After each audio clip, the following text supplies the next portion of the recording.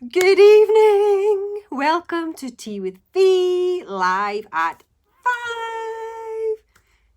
And if you're watching live, hello. And if you're watching on replay, thank you very much and hello. So grab yourself a drink of something if you're not already that organised. And I have got so much to talk about this week. Hopefully I won't go on for too long. But this week it's all about the knitting and stitching show. So that's why I wasn't on air last week, because I was in the car heading to Harrogate for the knit and stitch show, and I can't wait to tell you all about it. Right, so I have never been before. I have talked about it for several years now and eventually decided just do it. I can't remember how long ago that was now. Several months ago, the decision was made to just go for it. Stop talking about it and put your money where your mouth is. So that's exactly what happened. Well, because I was so excited about it, I was a little bit worried that it wasn't going to live up to my expectations, but it was absolutely fantastic. The venue was amazing. And my top tips for anybody that decides to go to the Knitting and Stitch show next year would be get VIP tickets. Go for it. We went 2 days. The first day we got a VIP ticket. We just went for the basic VIP ticket. There was various different tiers. But because I don't drink, a glass of Prosecco really wasn't a good incentive for me to pay a bit extra. So we went for the basic ticket. I can't remember how much the VIP tickets were, or the entry tickets, to be honest. But anyway, VIP on day one. And VIP on day one was such a good idea because, one, you get in half an hour before the doors open to everybody else. And having never been to one before, that actually turned out to be a really good idea because we weren't totally shell-shocked by the volume of people, because living in the Isle of Man, you don't really have venues that are that packed. So, it was a bit of a shock, really. So we went for VIP on the first day. So you get in half an hour early, which is brilliant as well because you don't really know the layout, although you do get a brochure beforehand showing you all the stalls and how they're laid out. So that was really helpful. And we wrote down on them which ones were which. I forgot to take mine with me on the day, so that was a kind of pointless exercise.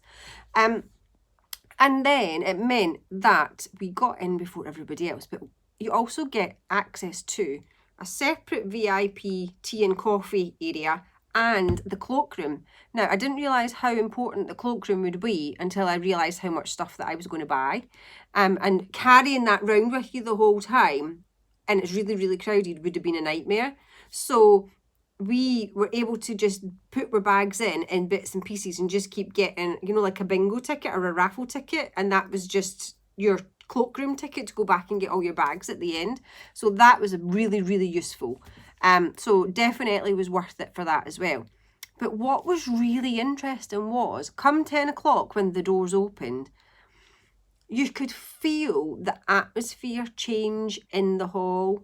The vibration of the air just became more electric, and it was almost like a hum as like people came in, and you could almost feel the space shrink in front of your eyes. Suddenly you started off with quite a bit of room, and then suddenly you kind of felt like you were a bit like this.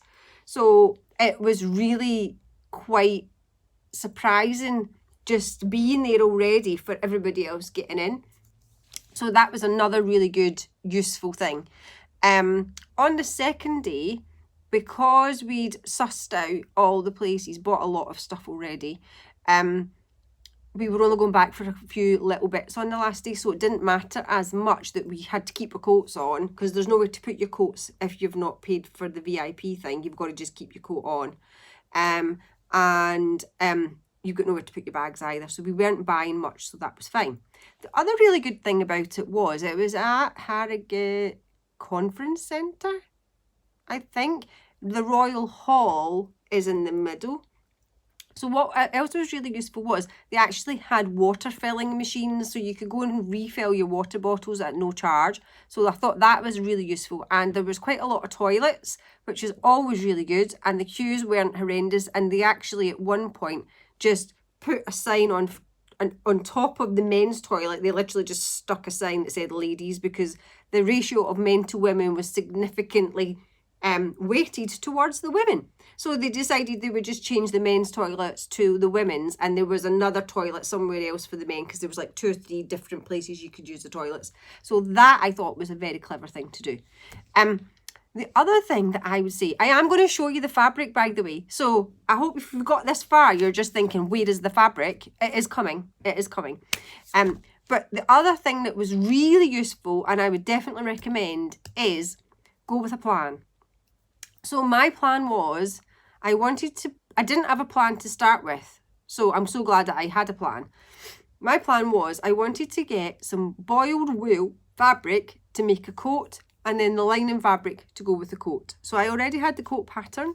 I knew how much fabric I needed, so I was then able to go with that in mind. I also took a photograph on my phone of the front and the back of the pattern, so that I knew exactly what I was looking for and could refer back to it. So again, another top tip. So because I had a plan, I was able to just focus on, let's go look for some fabric shops that sell this fabric. Got the fabric from Roy's Fashion World. So fabulous. And he let me use his scissors, and he's had them for 50 years, which I thought was amazing. So I got my fabric from there, and then it was a case of, right, okay, so I have now got my main fabric for my coat, and I need to find the lining fabric. So it gave me a bit of a structure to going around all the different places. And because we had the brochure beforehand, we were able to look and decide certain stalls that we wanted to go and visit. So that helped as well. So if I just show you, hang on. So this is the fabric that, now the light's not very good in here, and I'm not taking this out of the box, but I got this moss green wool fabric, and then this really nice lining for my coat. Now, the lining is not slinky shiny, which is what I wanted, but they didn't have anything in that kind of fabric that I liked. And when I seen the stripes, I thought, you know what, that's actually going to look really nice. So wish me luck with that, because I don't want slightly off, wonky stripes. I want stripes that way. So that'll be quite interesting. So that was one of my things that I had in mind when I went. I already had the pattern.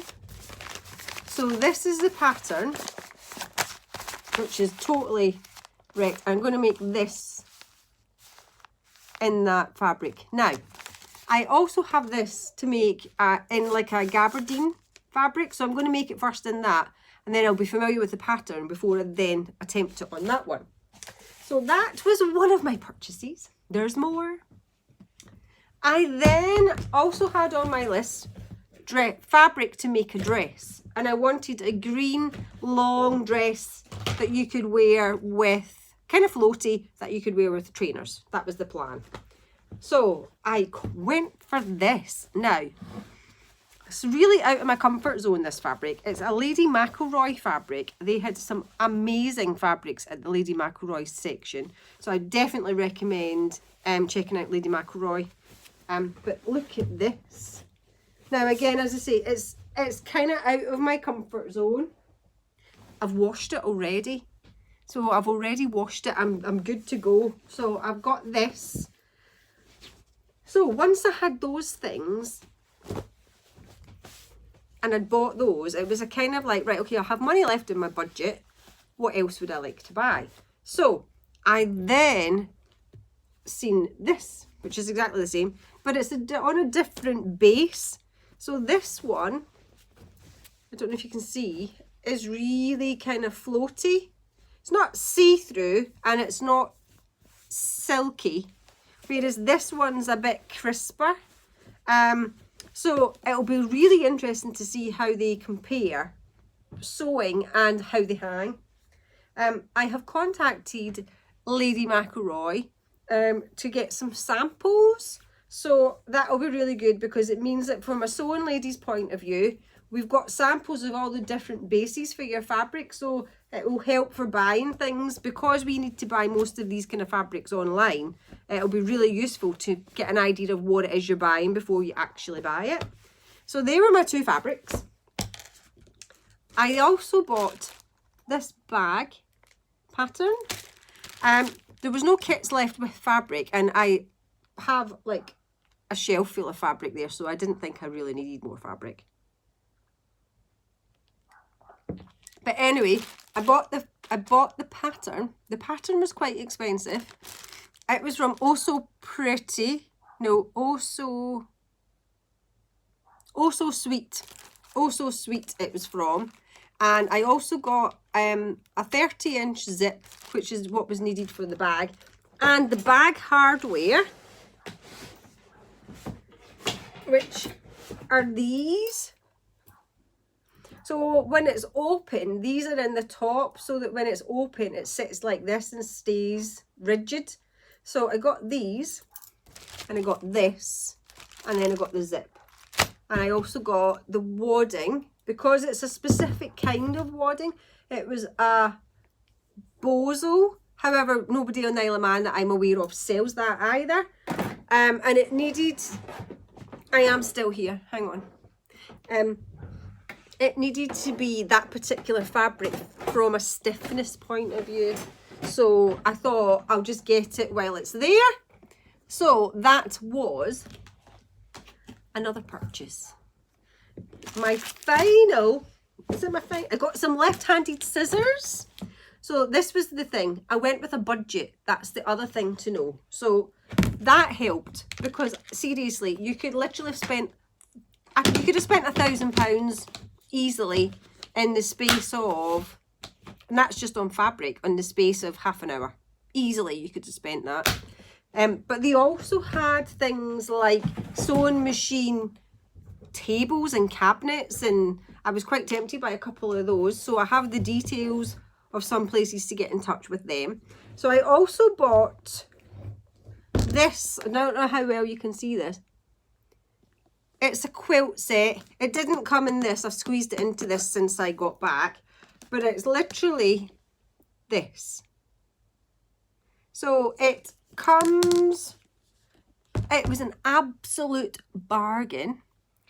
It was £55. The quilt is 48 inches by 62. So that's 4 foot by 5 foot. So it's not massive, but it's not bad. And it comes with all of the fabric for the top, the backing fabric, the sashing, the binding, and the wadding. £55. Absolute bargain. And that was Stitch Sunflower and Stitches, or Stitches and Sunflower. I can't remember what the name was. And then the last thing that I bought was the walking foot for my sewing machine. So I was absolutely delighted. Oh, and we went to Betty's. Got to go to Betty's if you're in Harrogate. Went to Betty's and had lunch, which was amazing. And they had Christmas lights on in Harrogate, which meant at night time we went for a wander around and seen all the lights. So it was absolutely fabulous. And I plan to book up for next year. Well, I forgot to show you. So again, with my fabric for my dress, I already had the pattern, so I was able to take a photo. I took a photo of the front and the back, so I knew how much fabric I needed to make the dress. I didn't have a blouse pattern in mind, so I bought a metre, but it is a wide metre. So I'm keeping my fingers crossed that it's going to be big enough, but I'm not convinced. So I'll keep you posted on that particular item. So that is what I bought in Harrogate. I'm pretty sure that's it. Left-handed scissors was a bit of a impulse buy. So this was the thing, because I'd bought everything on my list and I had a little bit of money left. I was just kind of like, ooh, what can I buy now? So I seen these left-handed scissors, and I have tried left-handed scissors before and didn't like them, and I forgot that. So I then bought this pair, and I was super excited, took them all out the packaging and everything, and then realised, had this light bulb moment, that I had tried left-handed scissors before and I didn't like them.